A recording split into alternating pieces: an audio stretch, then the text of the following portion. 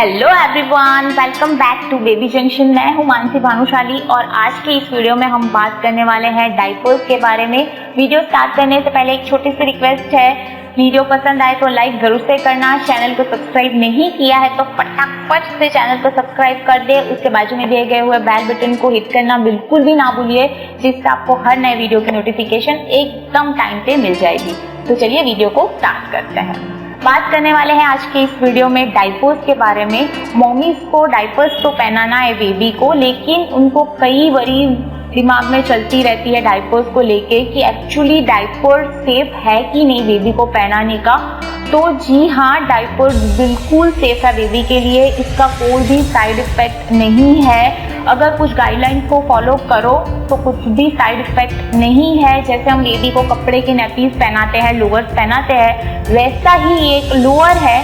कपड़े के नेपी में से पी लीक हो जाता है और ये प्लास्टिक मेड है तो इसमें से पी लीक नहीं होता है, बस यही एक डिफरेंस है। इसके अलावा कोई भी साइड इफेक्ट नहीं है।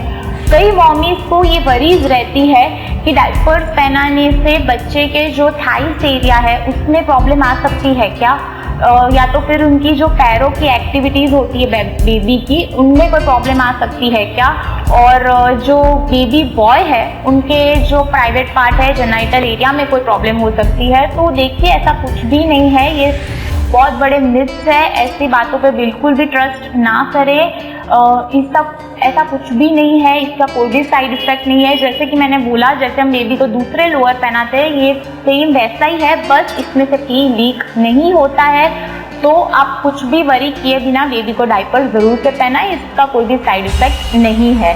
अब बात करते हैं कि बेबी को डायपर पहनाना हम कब से स्टार्ट कर सकते हैं। तो बाय बर्थ टाइम आप बेबी को डायपर पहनाना स्टार्ट कर सकते हो। 24 आवर्स बेबी को आप डायपर में रख सकते हो, कोई भी इशू नहीं है। लेकिन हर वीडियो में मैं अपना एक्सपीरियंस शेयर करती हूँ, तो मैं अपनी बात करती हूँ। तो मैंने रियांश को फर्स्ट मंथ में डायपर नहीं पहनाया था, जिसका एक रीज़न ये था कि बेबी अभी तक टमी में एक अलग एनवायरनमेंट में रहा है। अब बाहर का एनवायरनमेंट उसके लिए एकदम नया है, उसके लिए सब कुछ कोप अप करना बहुत डिफ़िकल्ट है और उसकी स्किन जो है एकदम सॉफ्ट, डेलिकेट और सेंसिटिव है। तो हम चाहे कितना भी हाइजीन का ध्यान रख ले, पर due to that sensitive skin उसको डायपर रैश होने के चांसेस है। और इतने छोटे से बच्चे को अगर कुछ भी हुआ तो वो मेरे लिए बहुत डिफ़िकल्ट हो जाता। इसलिए मैंने उसे फर्स्ट मंथ में डायपर नहीं पहनाया था। लेकिन अगेन ये आपका कॉल है, आप चाहो तो पहना सकते हो, टोटली सेफ्ट है। आप बर्थ टाइम से बेबी को डायपर पहना सकते हो। फिर सेकेंड मंथ में भी मैं रियांश को क्या करती थी, वो दोपहर में 12 बजे हम उसे मालिश देते थे, तब एक डायपर पहनाती थी, क्योंकि वो तब मालिश के बाद 3 से 4 घंटे की नींद अच्छे से ले लेता था। तो तब मैं उसे एक डायपर पहनाती थी और उसके अलावा मैं उसे रात को डायपर पहनाती थी। और उसके अलावा विंटर के डेज में मैं उसे फुल डे डायपर पहनाती थी। पर अगर आप वर्किंग मॉम है, अगर उस बेबी के साथ कोई भी कांस्टेंट ऑब्जर्वर नहीं है, तो आप फुल डे उसे डायपर में ही रखें, क्योंकि अगर आप डायपर में नहीं रखोगे और बच्चा गीले में रह गया तो उसे कोल्ड, कफ और फीवर हो सकते हैं। मैं जॉइंट फैमिली में हूँ और मैं वर्किंग मॉम नहीं हूँ, तो मैंने रियांश को इसलिए डायपर में नहीं रखा था, जिसके मेन 3 रीज़न थे। सबसे पहला रीज़न था हाइजीन इशू, कि मुझे ऐसा था कि मैं रियांश के साथ 24 आवर्स हूँ। उसके साथ मैं जैसे बोला मैंने कि मैंने जॉइंट फैमिली में हूँ, तो उसकी दादी या कोई भी रियांश के साथ हमेशा रहता ही था। तो मैं उसे पी के अंदर क्यों रखूँ। जैसे हम सभी जानते हैं कि डायपर सिर्फ पी को लीक होने से रोकता है, लेकिन पी तो अंदर ही रहता है। तो मुझे थोड़ा हाइजीन का इशू बहुत रहता था, तो इसलिए मैं उसे सिर्फ ऐसे, जैसे मैंने बोला कि मैं उसे नून में एक बार पहनाती थी और रात को पहनाती थी। दूसरा रीज़न ये था कि जब हम 8 से 9 महीने के बाद बेबी को पॉटी ट्रेनिंग देना स्टार्ट करते हैं, तब जो 24 आवर्स बच्चा डायपर में रहा है, उसके लिए ये कॉन्सेप्ट एकदम नया हो जाता है, उसे समझना बहुत डिफ़िकल्ट हो जाता है। और जो पी के ऊपर कंट्रोल है वो भी उनका काफ़ी लेट से आता है।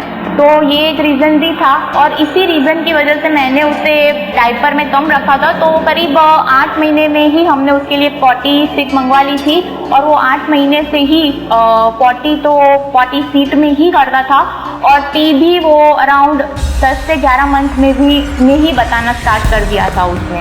और तीसरा पॉइंट ये था कि बेबी को अगर हम 24 आवर्स अगर डायपर में रखेंगे तो उसकी स्किन एक प्लास्टिक के लेयर में बन जाएगी, तो उसकी स्किन नेचुरली ब्रीथ कैसे कर पाएगी। तो ये 3 रीज़न की वजह से मैंने उसे पूरे दिन डायपर में नहीं रखा है। पर अगेन ये आपका कॉल है, सेफ है टोटली, आप चाहो तो आप ज़रूर से रख सकते हो।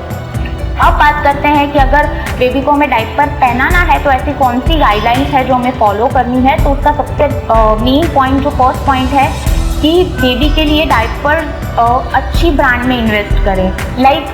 जो जेल बेस्ड डायपर्स है वही बेबी के लिए खरीदें, जिससे क्या होगा कि बेबी के स्किन पे एक लेयर बन जाएगा उस जेल का, और इससे जो यूरिन है वो बेबी के स्किन से टच नहीं होगा और डायपर रैश होने के चांसेस बहुत कम हो जाएंगी।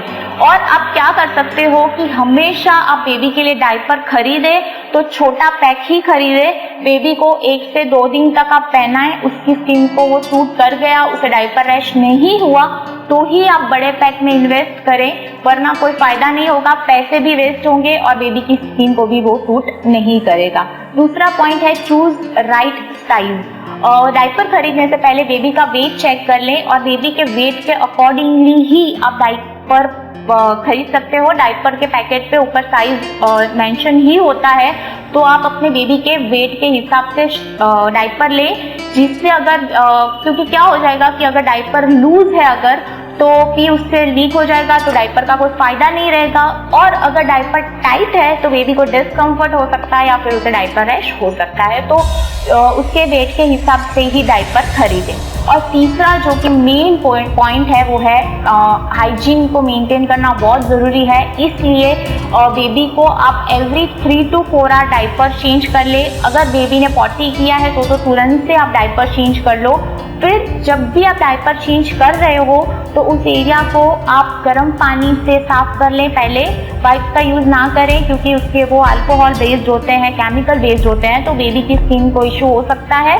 तो घर पे अगर आप है तो गर्म पानी से, हल्के गुनगुने पानी से उस एरिया को साफ कर लें।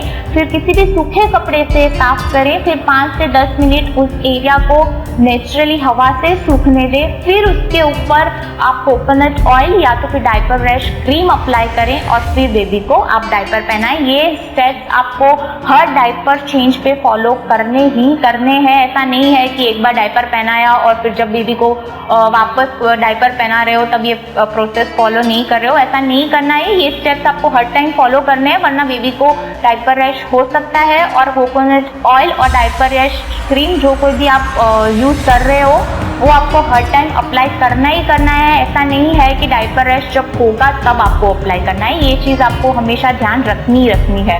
अब बात करते हैं कि अगर आप बच्चे को कपड़े के लोअर पहना रहे हो, नेपीज पहना रहे हो, तो भी आपको हाइजीन का बहुत ध्यान रखना है, क्योंकि अगर हाइजीन मेंटेन नहीं किया आपने तो उसको कपड़े के लोअर से भी रैश होने के चांसेस है। तो आप क्या कर सकते हो कि जो बेबी के लोअर्स है उससे आप हमेशा सॉफ्ट डिटर्जेंट में धोए, डेटॉल डाल के धोए और उसे हमेशा सन में सुखाएं, जिससे उसके सारे बैक्टीरिया मर जाएं। और अगर मानसून चल रहा है तो आप क्या कर सकते हो कि नेपीज को आप इस्त्री करके बेबी को पहनाएं, जिससे उसके बैक्टीरियाज होंगे वो मर जाएंगे। तो ये सब गाइडलाइन फॉलो करें और जो चीज़ें बोली है उसको आप फॉलो करोगे तो डायपर रैश या कुछ भी नहीं होगा, और डायपर बिल्कुल भी रैश नहीं करेंगे और डायपर्स एकदम सेफ रहेंगे बेबीज के लिए। आई होप वीडियो यूजफुल लगा है, तो वीडियो को लाइक करें, कमेंट करके बताएं कि वीडियो कैसा लगा आपको। और हाँ, इस यूजफुल वीडियो को और भी पेरेंट्स के साथ शेयर करें जिससे उनकी भी हेल्प हो पाए। Thank you for watching baby junction.